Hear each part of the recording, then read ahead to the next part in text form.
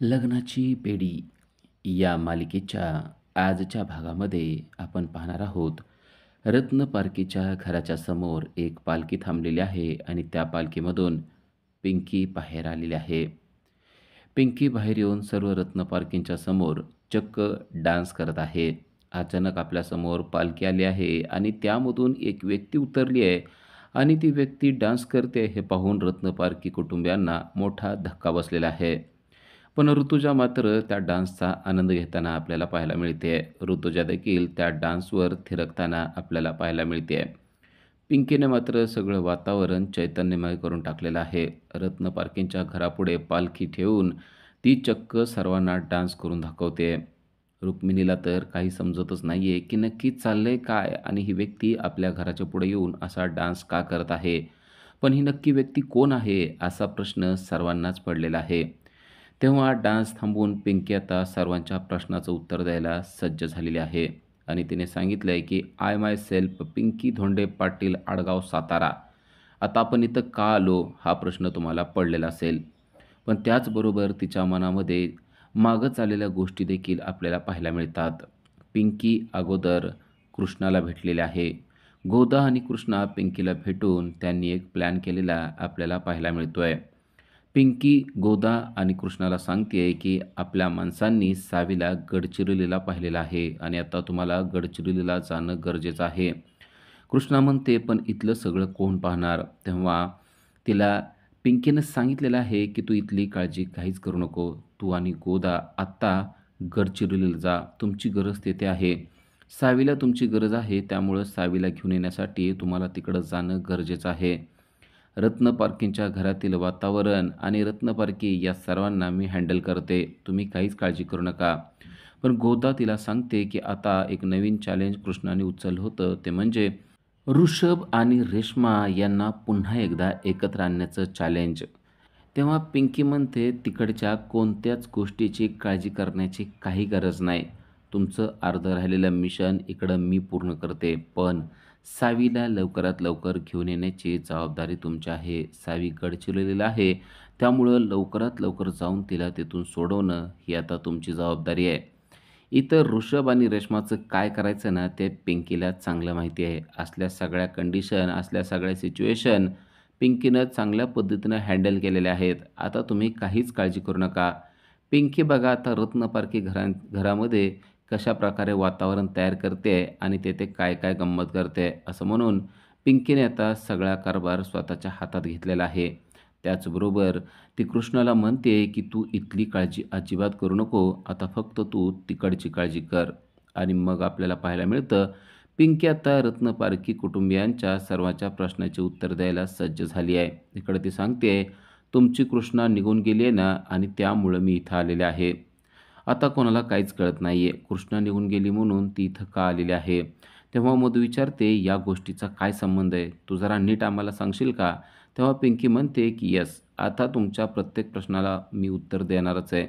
तुमची कृष्णा आहे ना ती आपली मैत्रीण होती.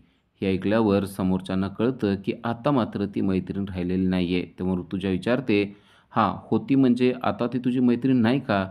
तेव्हा ती सांगते की हो आता ती माझी मैत्रीण राहिलेली नाही आहे. इसकी बहुत बड़ी लंबी लंबी कहानी है. मधू म्हणते की ती लंबी कहाणी आम्हाला सांग. तर रुक्मिणी म्हणते की शॉर्टमध्ये सांग. आम्हाला तुझी कहाणी ऐकण्यामध्ये काहीच इंटरेस्ट नाही आहे. पिंकी जबरदस्त ड्रामा करत ती कहाणी सांगत असते. तिने माझ्या पाठीमध्ये खंजीर खुपसलेला आहे. तेव्हा ऋतुजा लगेच जाते आणि म्हणते खंजीर तर काही दिसत नाही. तेव्हा पिंकीमध्ये म्हणते की तुम्हाला नाही दिसणार. तो माझ्या पाठीत अदृश्यपणे खुपसलाय आणि ती निघून गेलेली आहे. राघव मात्र हे सर्व कृत्य शांतपणे पाहत असतो. अचानक ही व्यक्ती आपल्या घरी का आलेली आहे आणि तिचं काय चाललंय याचं तो निरीक्षण करत असतो. तर पिंकी म्हणते की आता मी सुद्धा बदला घ्यायला आलेले आहे. तेव्हा ऋतुजा विचारते कसला बदला काय चाललंय नक्की सांगशील का. पिंकी सांगते की तुमची कृष्णा माझ्या धनींना घेऊन पळून गेलेली आहे आणि असं म्हणून ती रत्न पार्किंगच्या दारामध्ये पडून रडायला सुरुवात करते. तेव्हा रुक्मिणी तिला उठवते आणि म्हणते असली नाटकं बंद कर. ती कृष्णा तुझी मैत्रीण असेल तिचा आणि आमचा काही संबंध नाही आहे. तू इथून निघून जाणं हेच तुझ्यासाठी योग्य राहील. तेव्हा पिंकी म्हणते नाही आता तर मी या घरातून अजिबातच जाणार नाही. कारण मी कृष्णाचा बदला घेणार आहे. कृष्णाचं लग्न या पोलिसवाल्याशी होणार होतं ना, ते पण 7 दिवसात. आता मी पण चॅलेंज उचललंय. जर का ती माझ्या धनींना घेऊन गेली असेल, तर आता मी पण तिच्या धनीला घेऊन जाणार. म्हणजे या राघवशी मी लग्न करणार, असं ती म्हणते. तेव्हा मधूला मात्र मोठा झटका बसलेला आहे. अगोदर कृष्णा, आता कृष्णा गेली तर ही पिंकी आलेली आहे आणि ती डायरेक्ट राघवशी लग्न करायचं म्हणते. तेव्हा मधू चिडते आणि पिंकीच्या समोर जाऊन तिला जाब विचारायला सुरुवात करते. तू ती कृष्णाची आणि तुझी दुश्मनी आहे ना, तर ती दुश्मनी तू पर्सनल जाऊन काढ. इथं तू यांच्याशी लग्न करण्याची काहीच गरज नाही आहे, असं ती पिंकीला म्हणते. तेव्हा पिंकी पण चिडते आणि म्हणते, "तू कोण गं? आणि तुझा काय संबंध आहे? तू काय तुझी लाईन इथं क्लिअर करायला लागली आहे की काय? हे बघ लक्षात ठेव, कृष्णाने माझ्या धनीला घेऊन गेलेली आहे, तर आता मी तिच्या धनीला घेऊन जाणार. म्हणजे त्या 7 दिवसामध्ये जर का माझा धनी माघारी आला नाही, तर मी या पोलिसवाल्याशी लग्न करणार म्हणजे करणार आणि आपल्याला कोणीही थांबवू शकत नाही." अशा प्रकारे मधूची तिने तिने शिट्ट्या वाजवलेल्या आहेत. मधू पण चिडते आणि म्हणते, "या राघवशी तुझा काही संबंध नाही." तेव्हा पिंकी म्हणते, "तुझा तरी काय संबंध आहे? तू कोण आहेस यांची ते सांग." तेव्हा चिडलेले मधू तिच्यावर हात उचलते, पण पिंकीने तिचा हात हवेतच धरून ठेवलेला आहे आणि मधूला ती सांगून ठेवते, की "तू या पिंकीला ओळखलेलं नाही वाटतं. पिंकी धोंडे पाटील आहे आपण. असं कुणाचाही मार खायला इथं आलेलं नाही आहे. आपण आपलं काम केल्याशिवाय जात नसतो, ही गोष्ट लक्षात ठेव आणि तुम्हाला किरकोळ समजू नको. मी काय काय करू शकते ना, हे आडगाव सातारकरांना जाऊन विचार, की ही पिंकी धोंडे पाटील नक्की काय चीज आहे ते." असं म्हणून चक्क पिंकीने तिचा हात विरघळलेला आहे आणि पाठीमागं धरून मधूच्या चांगल्याच शिट्ट्या वाजवलेल्या आहेत.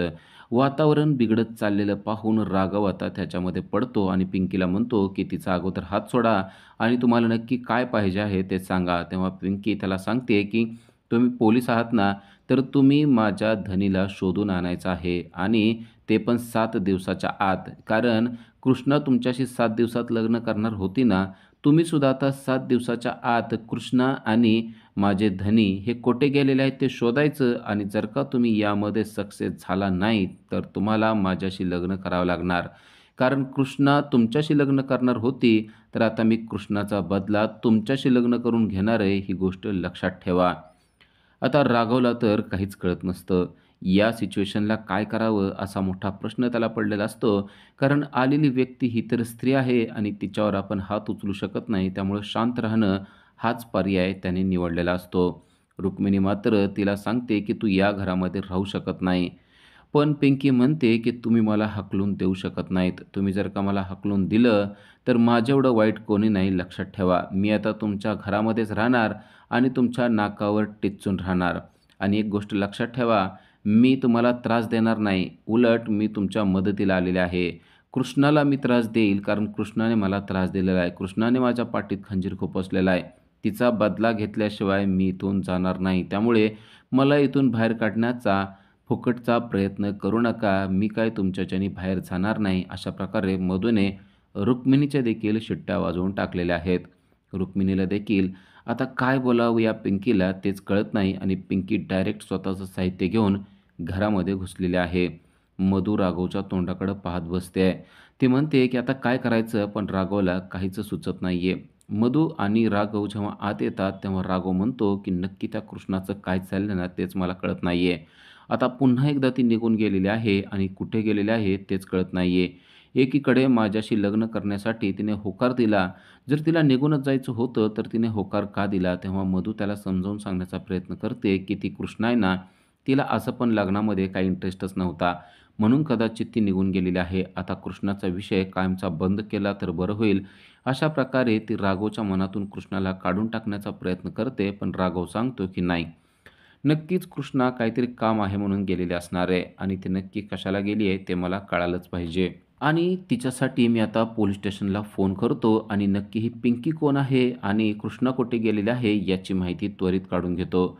तेव्हा मधू त्याला थांबवते आणि म्हणते, "या पिंकीसाठी पोलिसांना काहीही सांगू नको, कारण पोलीस स्टेशनमध्ये जर काही बातमी गेली तर मीडियामार्फत सर्वांमध्ये पसरेल, की आपल्या घरामध्ये ही एक व्यक्ती आलेली आहे. त्याचबरोबर कृष्णा या घरातून गेलेली आहे आणि कृष्णा गेलेली बातमी जर का राजश्रीला समजली, तर पुन्हा एकदा त्या आजारी पडतील."